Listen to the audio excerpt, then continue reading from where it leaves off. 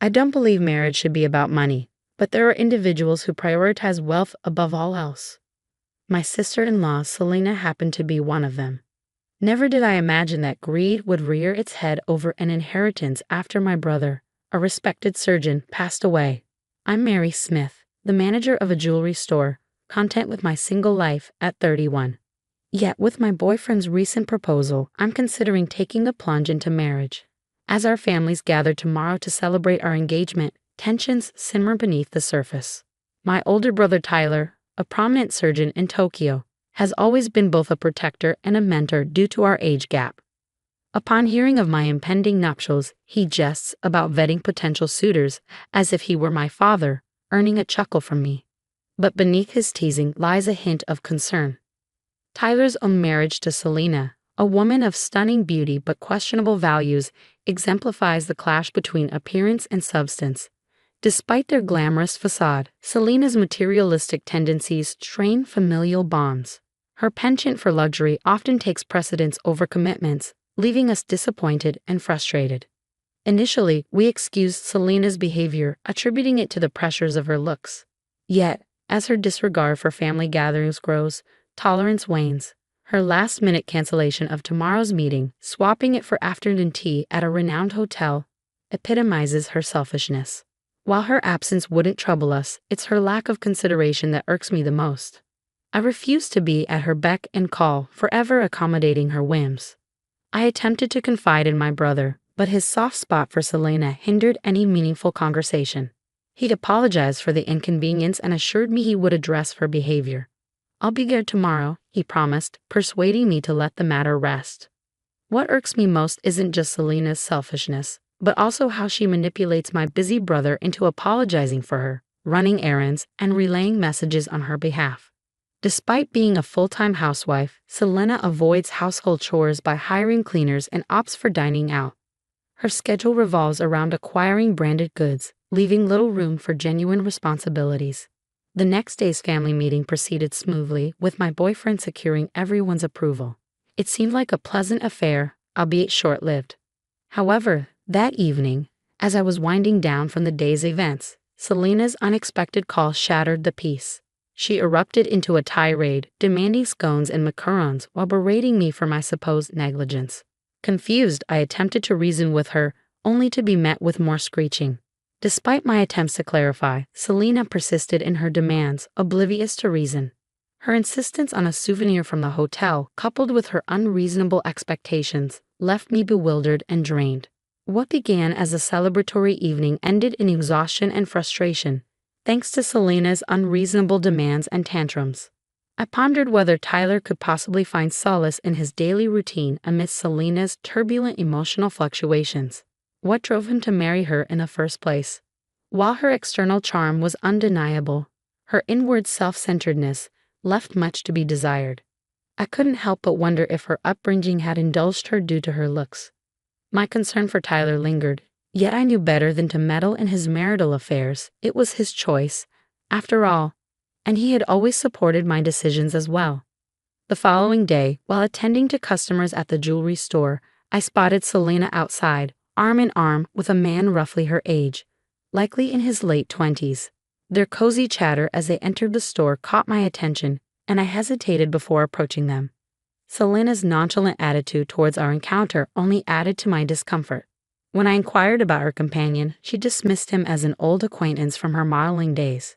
Still, the sight of them together, especially considering her marital status, left me puzzled and uneasy. As Selena perused the jewelry, she brazenly inquired about employee discounts, oblivious to the impropriety of her behavior.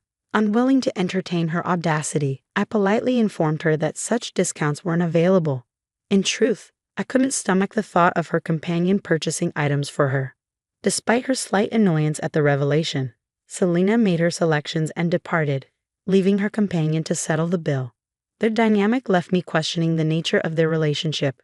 In the evening, I mustered the courage to share my observations with Tyler. However, his somber mood indicated that something troubled him deeply. "Tyler, what's wrong?" I asked, sensing his distress. I had a nagging feeling about Selena, but I chose not to confide in Tyler. When I broached the topic of my upcoming wedding, he seemed preoccupied with his own plans. He mentioned saving for our wedding next year and invited me without a clear response regarding Selena's involvement. His indecision left me wondering. Despite my attempt to share wedding details, Tyler remained non-committal. His abrupt departure from the call, coupled with his vague invitation to meet at our parents' house, left me puzzled. Perhaps he wasn't feeling well. Tyler, a dedicated surgeon, often prioritized others' well-being over his own. Tyler's tendency to downplay his own health concerns worried me. Despite his laughter of the occupational hazards of his profession, I couldn't shake the feeling that his relentless schedule was taking a toll on him. I doubted Selena's ability to provide the support he needed, given her self-centered nature. A subsequent email from Tyler outlined the gathering schedule at our parents' house. When I arrived, I was alarmed by his deteriorating complexion, worse than I had ever seen. Concerned, I inquired about his well-being, only to receive vague reassurances about work keeping him busy. Finally, I mustered the courage to voice my concerns about Selena's recent behavior. I recounted her appearance at my store with a young man, questioning if Tyler was being deceived once again. Selena's history of infidelity had long been a concern of mine, and I couldn't ignore it any longer. I've been too caught up with work to give her much attention, my brother admitted, but our parents were incensed. Her absence at the gathering provided the perfect opportunity for me to broach the subject. When I questioned Tyler about Selena's well-being, he responded solemnly, "Selena isn't here today, which is why I asked you all to come. I have a favor to ask." With a grave expression, Tyler disclosed something shocking. Despite our disbelief, his stance remained unwavering, leaving us stunned. 3 months later, tragedy struck as my brother succumbed to stomach cancer, a consequence of relentless stress and overwork. It was a bitter realization. Despite his dedication to saving lives, he neglected his own health. Even amidst his suffering, Tyler had recognized the signs, undergoing a grueling examination that revealed his illness. Regret lingered as we wished he had confided in us sooner. Tears flowed freely at his funeral, a profound sense of helplessness enveloping us. Fond memories of Tyler flooded my mind, the steadfast support he provided during my childhood struggles and setbacks. His premature departure, before reaching the age of 40, left us grappling with sorrow and uncertainty.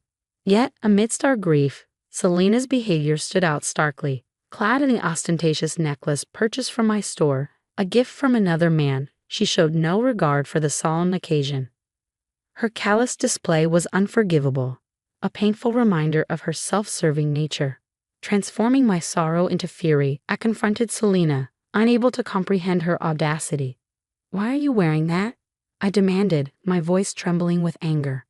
"Don't you understand how much my brother cherished you?" Selena, seemingly unfazed, met my accusation with a disingenuous smile. "Of course I know," she retorted casually. "It's just the way things are in this world. If you're unhappy, why did you marry me?" Her callous words cut deep, and I struggled to contain my indignation in front of my brother, our parents, and the other mourners.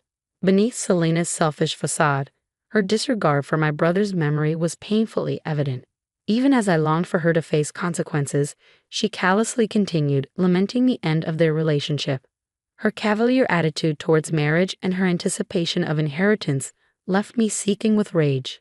Before I could restrain myself, my hand moved instinctively to slap her, but it was intercepted by a man at her side. As I registered his presence, he introduced himself as a nurse who had worked with Tyler, sent to protect me at his behest. Confusion clouded my thoughts as I struggled to comprehend the situation. Amidst the solemnity of the funeral, laughter rang out from the gathered nurses and doctors, colleagues of my late brother. Despite my anguish, their camaraderie provided a fleeting sense of comfort amidst the turmoil. I turned to the man who intervened during the nurse's laughter, seeking clarity amidst the confusion. His response was blunt. "Did the doctor leave any inheritance behind? Your family should know." His words struck a chord. I knew the truth all too well. My brother hadn't left a single yen of his inheritance. Yet Selena, unaware of this fact, spiraled into hysteria. Accusations flew as she accused us of plotting to deceive her and seize the money for ourselves.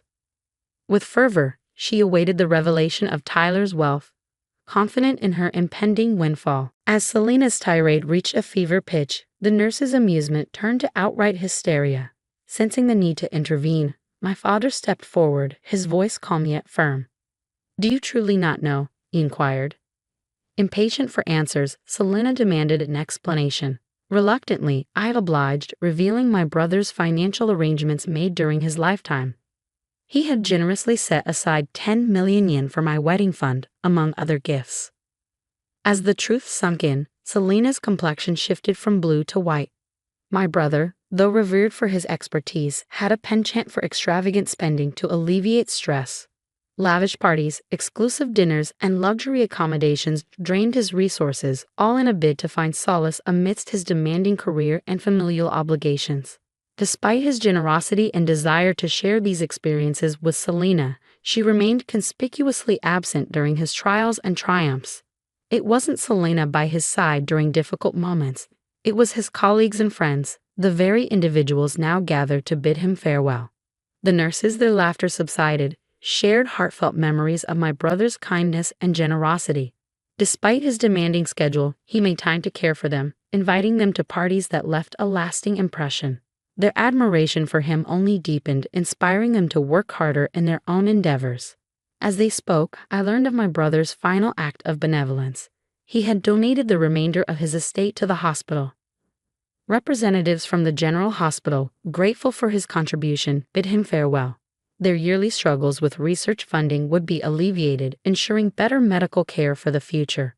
Witnessing the extent of my brother's compassion toward others, I couldn't help but feel a pang of disappointment towards Selena. While he had touched so many lives, she, who should have been closest to him, exhibited selfishness and greed. Months later, Selena contacted me, her tone demanding as she sought to secure her inheritance.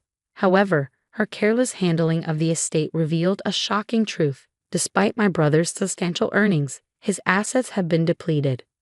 In her pursuit of the mansion and other assets, Selena had overlooked Tyler's debts, leaving her with a fraction of what she had anticipated. Her plea for assistance fell on deaf ears as I reminded her that our familial ties had dissolved with Tyler's passing. Her actions spoke volumes. Despite claiming to care for my brother, her true motives had been laid bare. "I'll help you out of trouble. But how can you expect that after being so selfish until now?" I retorted to Selena, her impatience evident in her voice as she grappled with the sudden reality of inheriting both the mansion and debts. "Inheritance includes liabilities," I reminded her coldly, informing her that renouncing the inheritance was an option within 3 months of being informed. Suggesting she sell the luxury items she had collected only elicited tears and pleas for forgiveness from Selena. But I couldn't bring myself to console her. Despite her remorse, I ended the call, unable to reconcile her actions with my brother's memory. With my brother's passing, my wedding was postponed by a year.